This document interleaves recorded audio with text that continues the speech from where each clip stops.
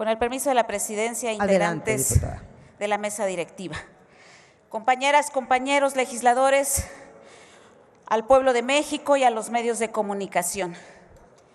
La iniciativa que hoy presento es producto de una aspiración personal y de los pueblos y comunidades indígenas del país. Personal porque por mis venas corre sangre indígena triqui mixteca, de los pueblos indígenas porque han sido siempre nuestra aspiración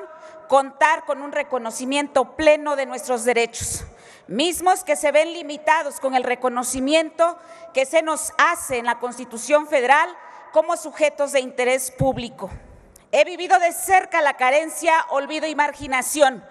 que padecen nuestras comunidades indígenas por falta de interés gubernamental que detonan el desarrollo de nuestra gente, los problemas que se enfrentan al querer ejercer su libertad y capacidad de disponer, crear, modificar o extinguir derechos y obligaciones respecto de sus tierras, tradición, cultura y forma de organización interna.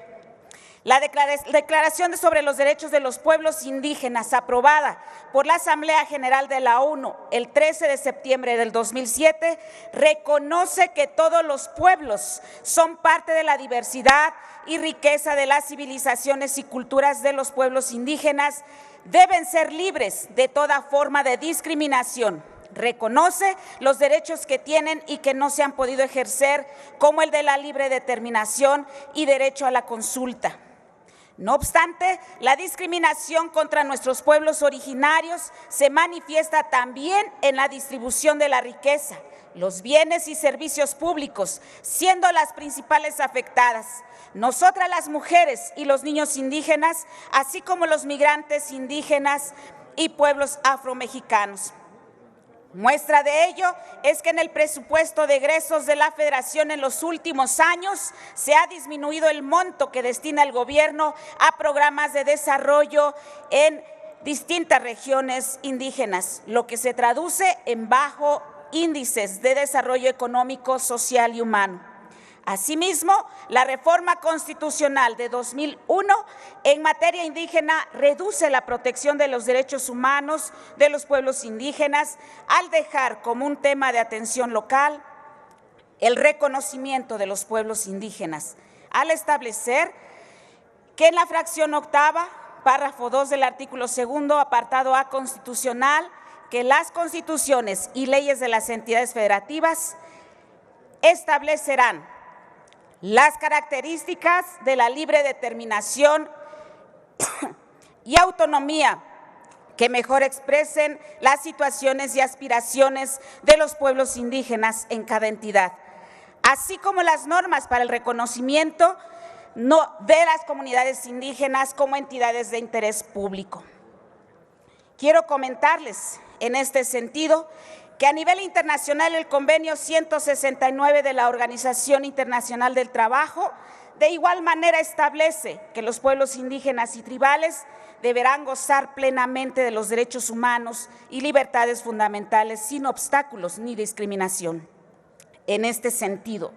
podemos observar que dicho convenio exige la libertad que deben tener los pueblos para gozar de sus libertades y derechos, sin ningún obstáculo. Es decir, es necesario que las comunidades tengan la libertad y capacidad de disponer, crear, modificar o extinguir derechos y obligaciones respecto de sus tierras y toda su cosmogonía, tradición, cultura y cosas propias. Asimismo, la Suprema Corte de Justicia de la Nación se ha pronunciado por aplicar el convenio de convencionalidad, es decir, que en todas y cada una de las resoluciones y actos deben de estar fundamentados e incluidos los tratados internacionales. En esta tesitura de ideas podemos claramente observar que a través de muchos años de lucha y esfuerzo se han podido alcanzar